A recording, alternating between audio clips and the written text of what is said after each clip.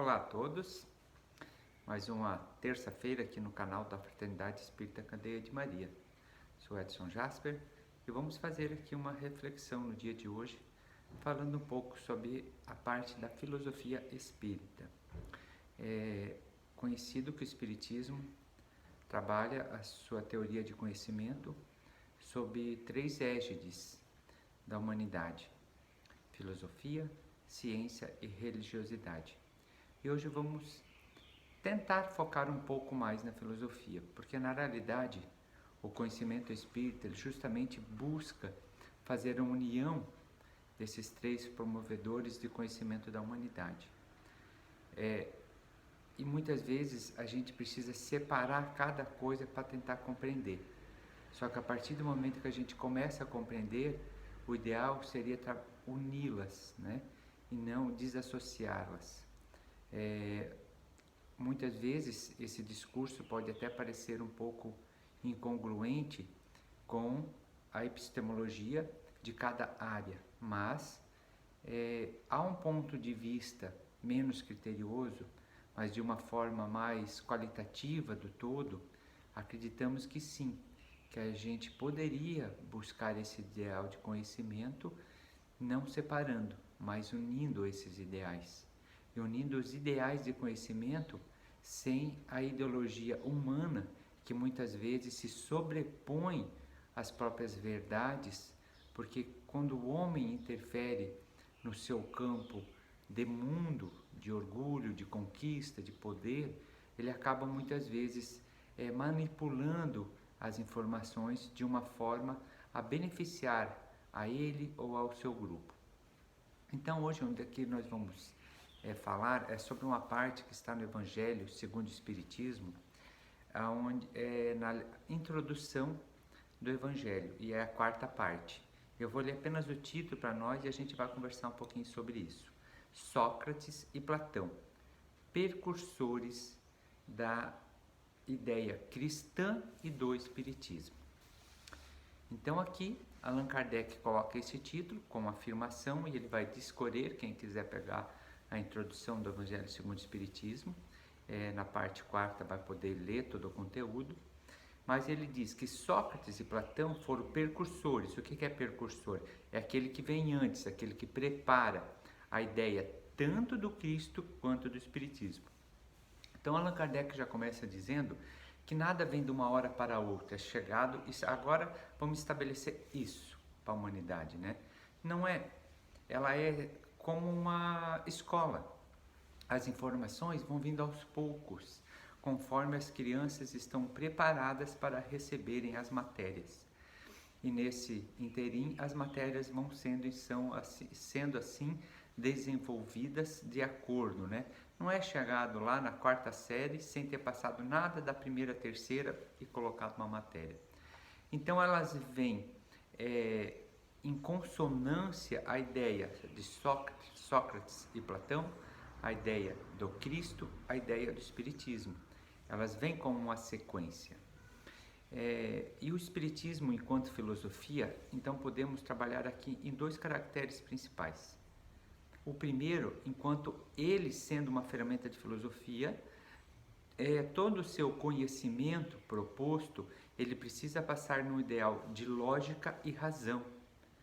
Então ele não pode ter, vamos se dizer, um ensinamento que vai ferir outro ensinamento.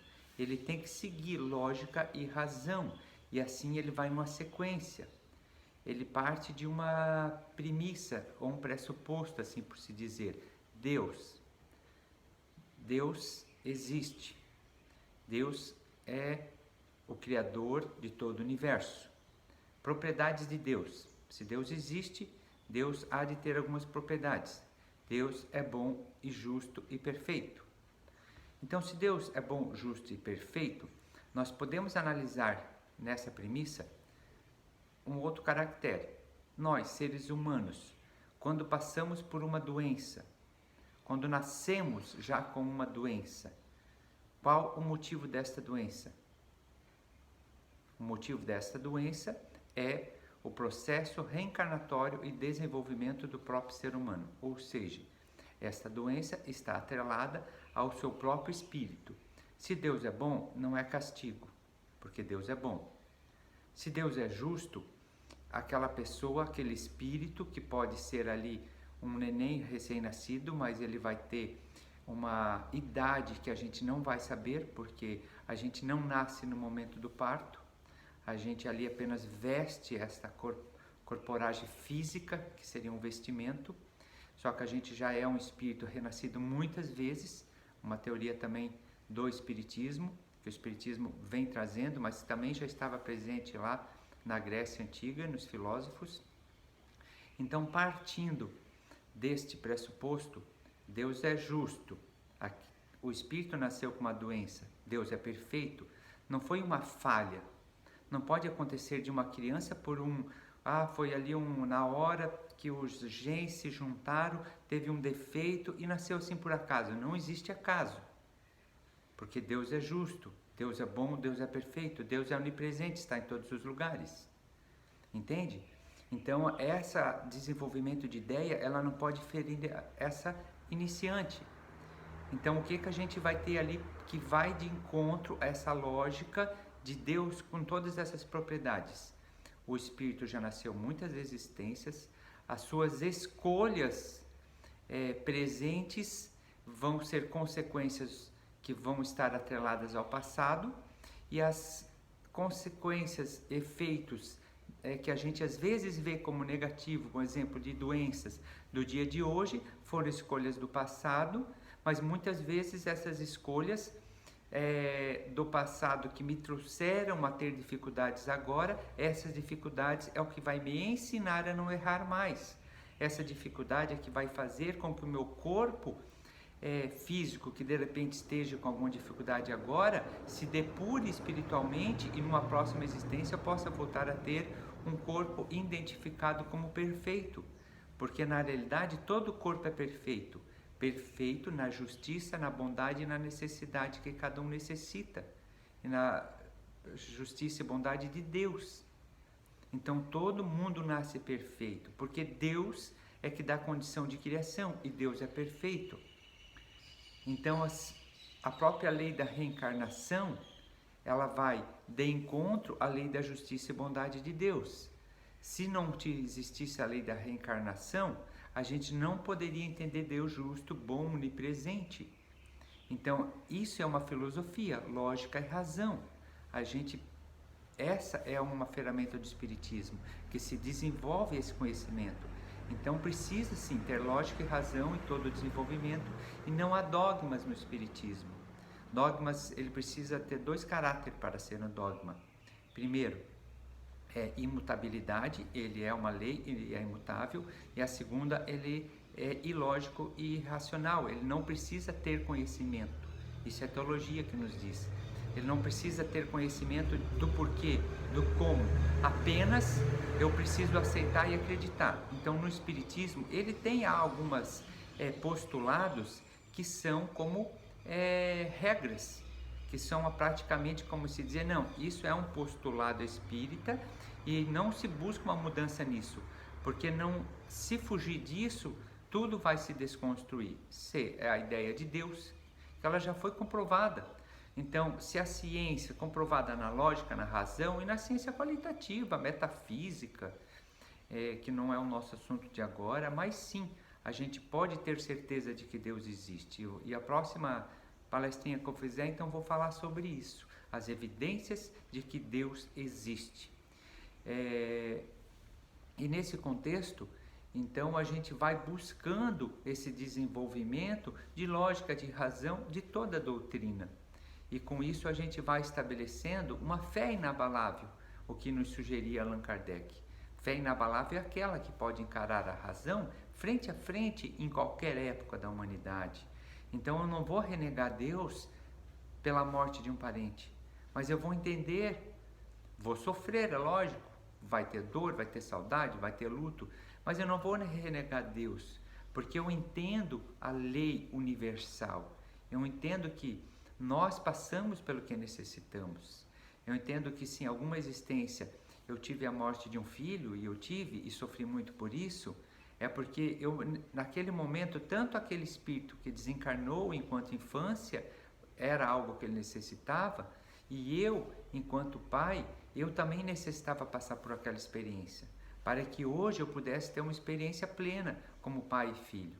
Então são desenvolvimentos, mas isso estava atrelado a informações do passado, ainda do passado anterior àquela perca daquele filho. Então essa seria o quê? Que eu falei a primeira parte, a filosofia como uma ferramenta do espiritismo. E agora uma filosofia enquanto, qual a filosofia do espiritismo quando se diz que ela mais segue a ideia, a ideologia? Às vezes a gente diz, qual a tua filosofia de vida? A gente vê as pessoas usando o nome filosofia para isso, que mais ou menos é dentro de repente a filosofia de vida da pessoa, ela é materialista e diz, não, minha filosofia de vida é eu conquistar o máximo que eu posso aqui, usufruir, gozar dos bens, ser o máximo de alegria que eu tenho nessa existência, porque eu não acredito em nada após a vida. É uma filosofia de vida que pode ser de alguém, são de muitas pessoas. Ainda bem que ele pensa sobre, porque outras dizem, não sei, eu só vivo para frente cada dia e nem sei o que me move. Aquele outro, mesmo materialista, pelo menos sabe o que move.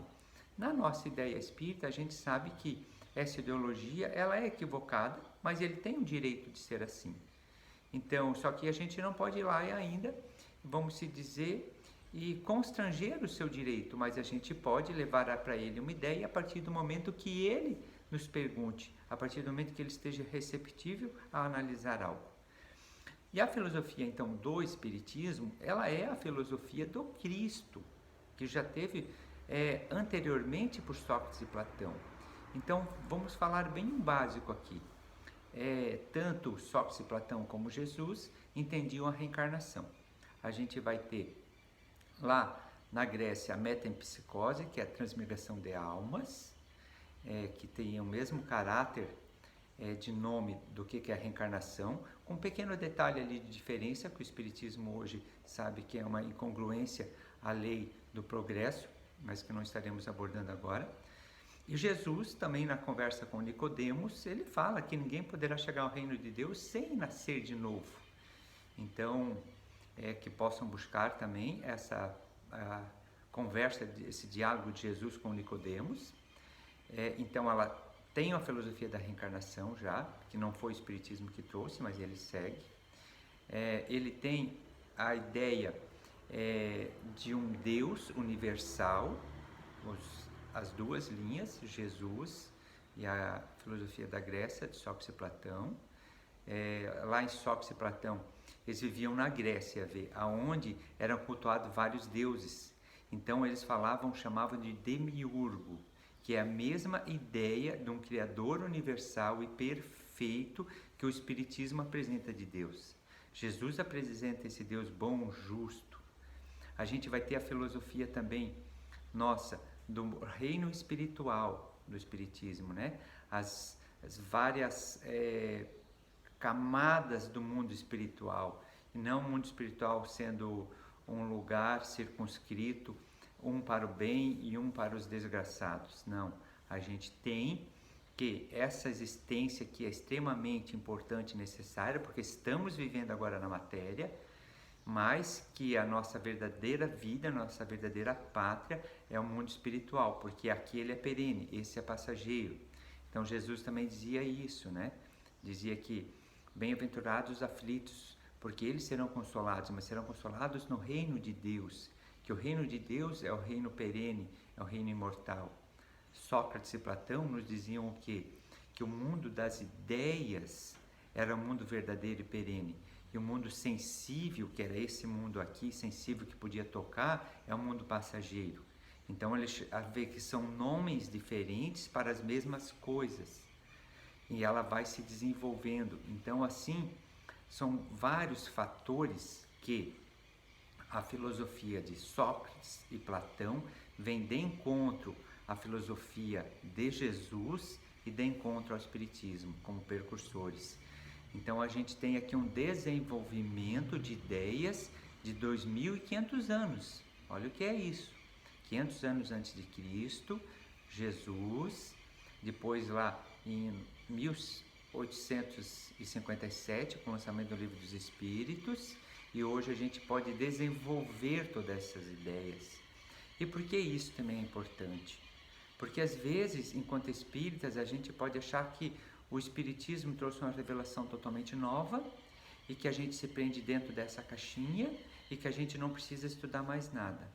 E não é essa uma ideia de algo que começou enquanto ciência, enquanto filosofia. Kardec, ele estudava todas as outras teorias para fazer comparativos, e para daí o quê? Se eu me fechar só dentro do Espiritismo, talvez eu não me conecte com meus irmãos lá de fora. Porque aqui a gente falou ideia de apenas 2 filósofos que são trazidos por Allan Kardec, que são os principais nesse contexto. E se nós pegarmos o próprio Sócrates, ele foi condenado em praça pública, que nem Jesus. Ele aceitou a sua condenação. Ele foi condenado a tomar um veneno chamado cicuta. E ali de frente para os seus discípulos que queriam resgatar ele, que ele fugisse, ele disse, não, eu sou imortal, eu sempre preguei isso, então vou fugir do quê? Ele nunca cobrou nada pelo que ele ensinava. Jesus não cobrava pelas curas, nem pelo ensino. E ele não cobrava pelo que ele ensinava, porque ele dizia que o conhecimento é universal e é de todos. Então, olha como a gente vê. A gente entende no Espiritismo que Sócrates, na realidade, é um espírito dos ajudantes do Cristo.